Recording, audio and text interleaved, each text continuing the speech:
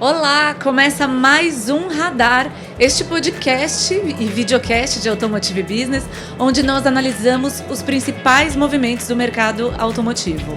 Eu sou Giovana Riato, editora-chefe da Automotive Business, e hoje, em uma edição especial, estou aqui com Bruno de Oliveira, nosso repórter, mas também com Jorge Rugitsky, que é diretor de Economia e Mercados do Sindipeças, e Robinson Silva, diretor de Marketing da Bosch.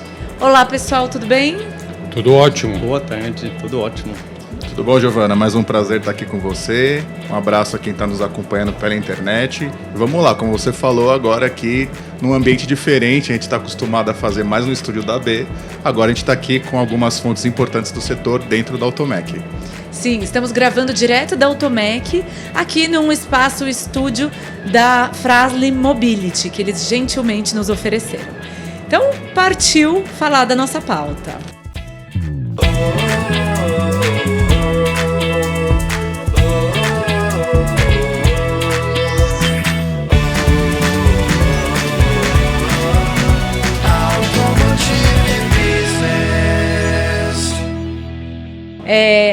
A Automec, pessoal, que é o evento que nós estamos, é o principal evento do setor de autopeças e do setor da reposição automotiva.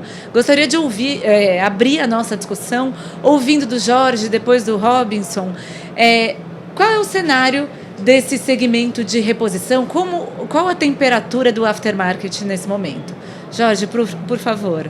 Então, o aftermarket, reposição, é um segmento muito importante para toda a indústria de autopeças. O Sindipeças tem acima de 500 associados e muitos deles atuam somente no mercado de reposição. Então é um mercado muito importante para todos nós e nós estamos vivendo um momento especial. Toda vez que as montadoras têm dificuldade de abastecer o mercado adequadamente, o mercado de reposição cresce, né? Porque se você não consegue trocar o seu veículo, você vai mantê-lo da melhor maneira possível. E isso tem acontecido neste período que já é relativamente longo, né? Com a pandemia. Nós tivemos aquele momento em que as montadoras pararam e depois, quando o mercado voltou, faltaram insumos, a princípio em geral, mas posteriormente os semicondutores, e isso fez com que o segmento tivesse dificuldade de atender a demanda. Então isso fez com que o mercado de veículos usados crescesse extraordinariamente. Então, esta feira aqui vem coroar este momento que ainda não terminou. Então, continua as perspectivas para a reposição muito favoráveis. Perfeito, Robinson. Exatamente, acho que a gente também está bem otimista com o ano, apesar de que a gente percebe diferentes graus de otimismo ou pessimismo ao longo da cadeia. Então, a gente vê exatamente esse efeito lá na ponta, até para... Nós temos, vocês sabem, a rede Bosch Service, a maior rede de oficina independente, são mais de 1.000 oficinas no Brasil, então a gente tem esse contato lá na ponta também, e a gente sente que o mercado está aquecido e segue aquecido. Mas a gente percebe que no meio da cadeia está um pouco receoso com essa transição de governo, um pouco da instabilidade política e econômica. Então a gente sentiu distribuidores, alguns deles tentando reduzir estoque um pouco. Então a venda um pouquinho, o sell-out das fábricas talvez um pouco mais reduzido, mas a gente acompanha também como tal lá na ponta da cadeia e segue bem aquecido, como você comentou. Então isso nos dá segurança de ver. Se a ponta está consumindo e tendo demanda, a gente vê que é como o mercado está indo. A oficina estando cheia, exato. É o isso produto que dá vai ter que chegar lá. Exato, é isso que dá o termômetro. Pode ser que temporariamente dê uma seguradinha, mas daqui a pouco retoma. Mas não está ruim, a gente está em crescimento bem forte, 2 dígitos nesse início de ano, então acho que esperamos seguir assim também. Vamos torcer que continue assim. Sim, Robinson, você falou que o distribuidor está receoso, mas estaria receoso com relação a quê? A demanda dele? Eu acho que foi mais uma questão dessa instabilidade econômica junto com taxa de juros alta, e aí eles foram um pouco mais conservadores e, no fim das contas, o estoque é capital, né? Então, sim, a gente viu movimentação de alguns, não todos, mas de falar assim, eu vou reduzir agora o meu nível de estoque melhorar o fluxo de caixa e estar um pouquinho mais financeiramente mais seguro. Mas eu acho que assim, conversando com eles também percebem que a saída deles continua alta, então não vejo muito receio assim. Entendi. Acho que é mais precaução pelo cenário político-econômico. Sim, acho que como acontece em outros setores também, né? Quem tem um certo poder de investimento e precisa, nesse momento está segurando para ver o que vai acontecer eventualmente aí em fatores ligados à economia, né? Exato. Incerteza é inimigo dos negócios, né? E quando você tem incerteza, está todo mundo protegendo o caixa, não sabendo o que vai acontecer para frente. Isso faz com que tenha esse comportamento. Mas o que exerce mais pressão nesse momento é taxa de juros? É o crédito mais caro? Nossa leitura, eu acho que foi essa mudança um tanto radical de um governo, muito mais de direita, indo mais de esquerda, e que todo mundo ficou um pouco perdido. O que vai ser agora? Como que vai ser a política econômica? Vai continuar privilegiando tentar baixar a inflação? Vai soltar a inflação? Vai injetar muito dinheiro? E acho que estava todo mundo meio incerto disso aí. Então acho que era mais para dar essa acalmada e ver para que rumo que vai. Eu acho que até, lógico, a alta taxa de juros ajuda também a dar uma segurada, né? Porque investimentos pesados acabam sendo um pouco mais postergados nesse momento. Sim. Mas acho que era mais insegurança. Sim. Agora, Jorge, você falou algo interessante a respeito dessa relação que há entre a reposição e o mercado de originais, né? A gente viu lá atrás que, de fato, principalmente ao longo da pandemia, o brasileiro optou por fazer algum tipo de reparo no seu veículo atual do que partir, eventualmente, para a compra de um novo, ainda que ele quisesse isso e tivesse recurso para isso, né? Agora, nesse momento, isso ainda acontece? Acontece menos? Não acontece? Então, a gente acompanha no Sindipeças uma série de indicadores para sentir o pulso do mercado. Então, há já algum tempo, a gente vê preço do veículo muito elevado, por causa de toda a pandemia, depois da guerra, criou uma inflação que não existia no mundo, e essa inflação em autopeças não é uma questão local, é uma questão global. Então, isso fez com que o custo do veículo subisse e as montadoras estão elevando o preço. Então, isso inibe o mercado. A outra coisa é os juros extremamente elevados, né? A gente acompanha as formas de pagamento dos veículos.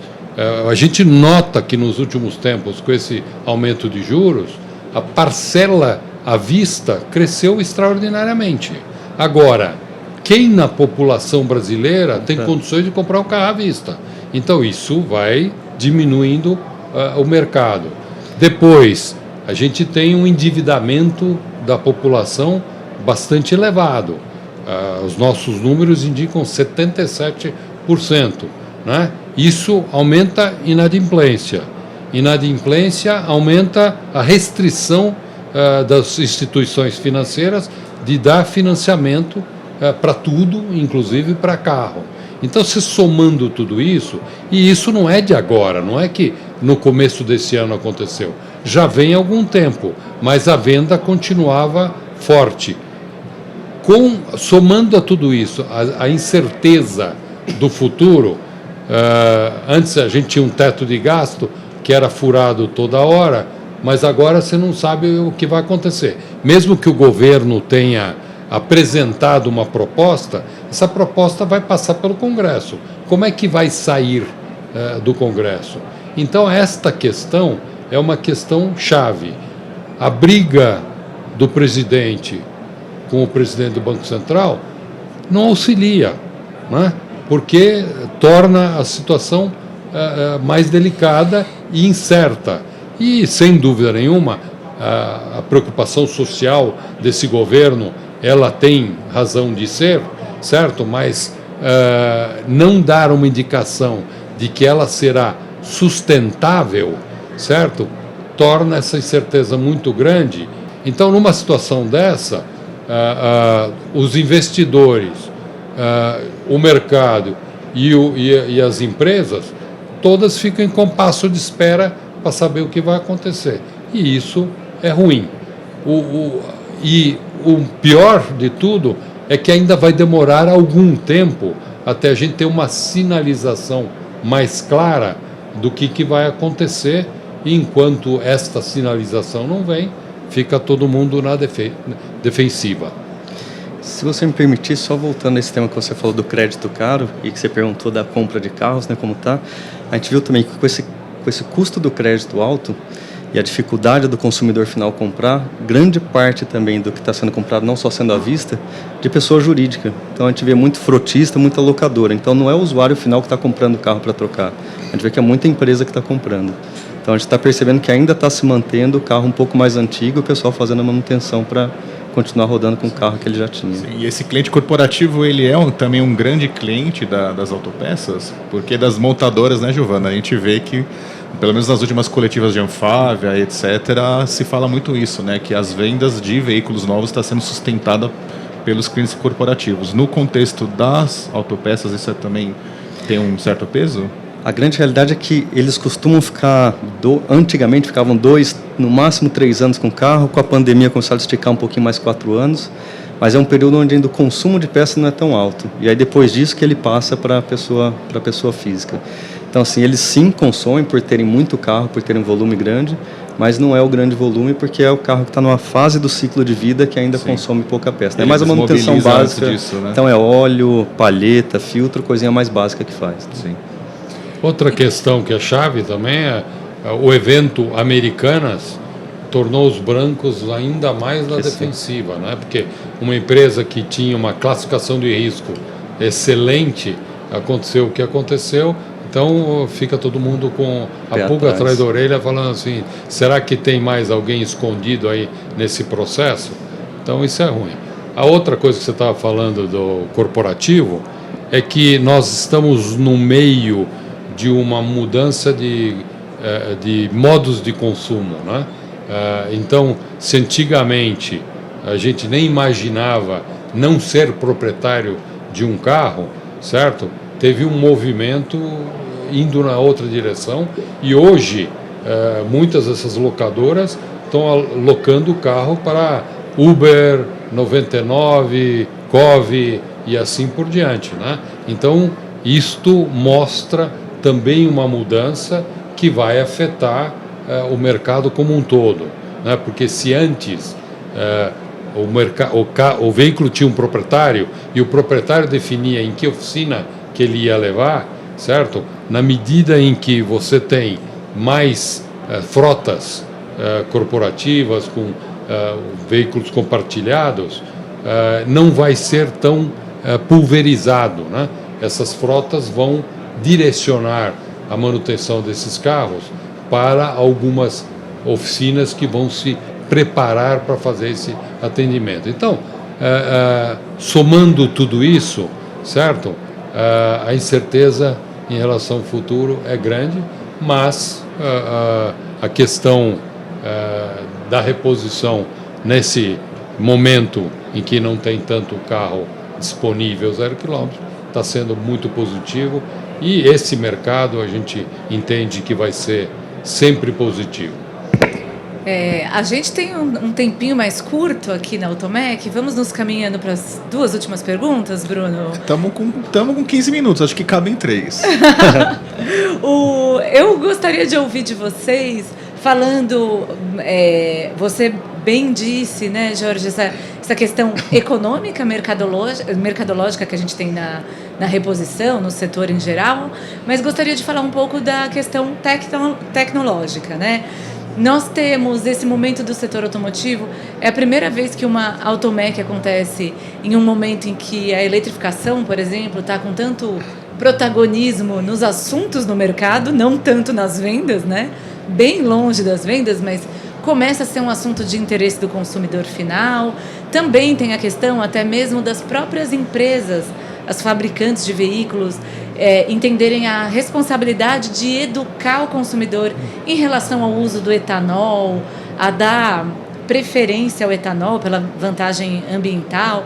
Enfim, né, é um momento em que o consumidor é alvo de uma avalanche de novas informações. Eu gostaria de ouvir de vocês como isso tem refletido no mercado de reposição. Se os profissionais do segmento estão preocupados, estão preparados, se eles estão sentindo uma ansiedade do consumidor ou novos interesses do consumidor. Qual é o pulso do mercado do aftermarket? Nós estamos sentindo uma ansiedade da mídia, Ó, é uma Por quê? acusação seríssima. Seríssima, seríssima. É o seguinte, eletrificação não é a palavra correta.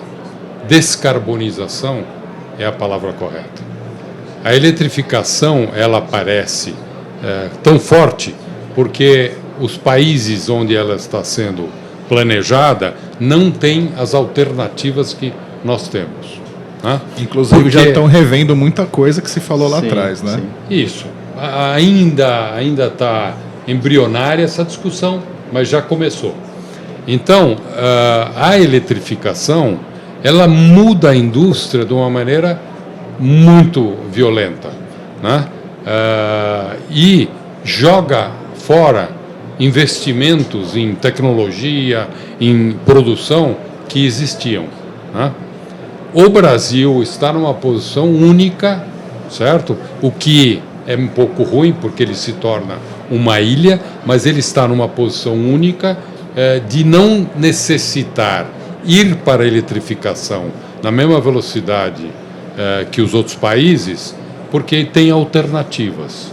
Então, a alternativa do etanol, ela é tão boa para descarbonizar como um veículo 100% elétrico.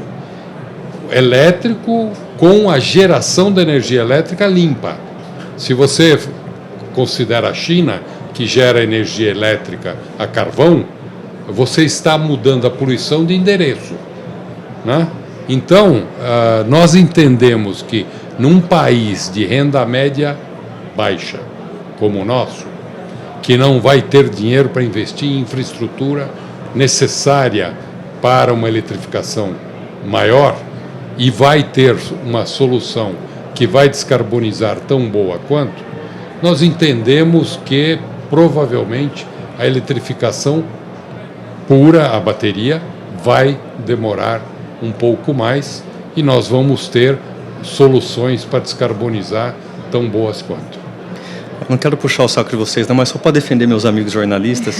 Gostei, Robinson, do nosso lado. Eu vou transferir a culpa. Eu acho que assim, não é só a mídia que está usando esse tema, mas os próprios governos, legisladores estão usando esse tema de eletrificação. E você tem completa razão. O foco não é eletrificar, é descarbonizar. E aí a gente tem que usar isso para traduzir, porque os outros países não têm alternativa do etanol, e aqui a gente tem. Então a gente tem que traduzir isso para cá e adaptar e falar, na descarbonização nós temos alternativas já que são extremamente sustentáveis e tentar mover essa discussão. Mas, voltando à sua pergunta original, eu sinto um pouquinho de ansiosidade no mercado sim, porque o pessoal começa a ver essas notícias, 2035 não se vende mais carro a combustão na Europa, o que vai acontecer? Mas é o que a gente comentou, para reposição, a gente tem uma frota aí, arredondando no Brasil, 50 milhões de veículos.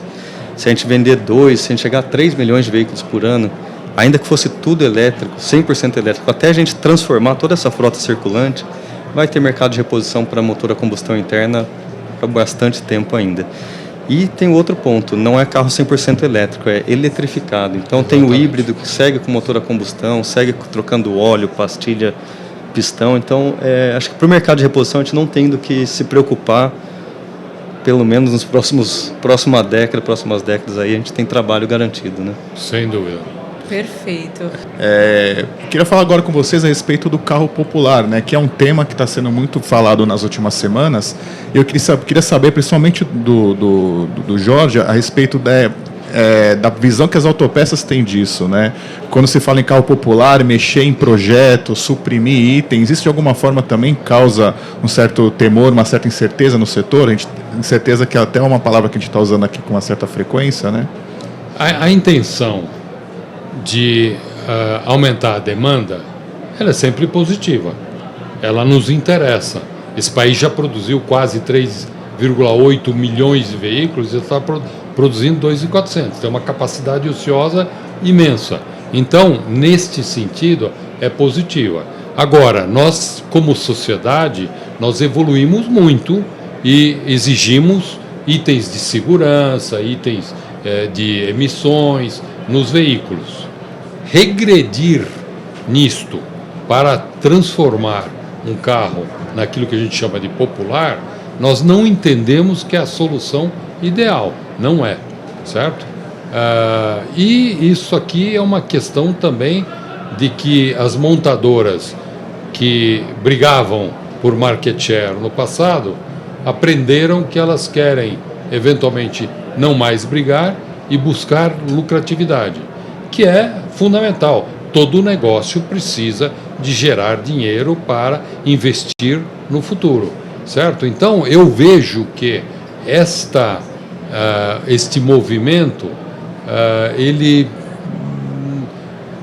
algumas montadoras têm interesse, outras não têm, porque não têm veículos para serem ofertados como populares, certo? Então eu acho que assim não vai ser por aí que a gente vai retomar a demanda, mas voltar à demanda é importante. Sim, Robinson, tem algo a acrescentar? Não, acho que é perfeito o que o Jorge falou. Acho que o ponto é isso. O carro precisa ficar, não pode ser muito caro, mas itens de segurança é um no-go. A gente tem que, esse é um caminho que a gente não pode voltar atrás. Conforto é o que se pode discutir, mas segurança eu acho que a gente não pode voltar atrás. Perfeito, gente. Então, agradeço demais. Foi um prazer conversar com você, Robinson, com você, Jorge, novamente aqui na Automec. E, Bruno, é isso, né? Ficamos por aqui. É isso. Manda um abraço mais uma vez para quem está nos acompanhando. Muito obrigado, Robinson, Jorge, e até a próxima. Nós que agradecemos. Muito obrigado a vocês. Obrigado. Obrigada, Prazer. gente.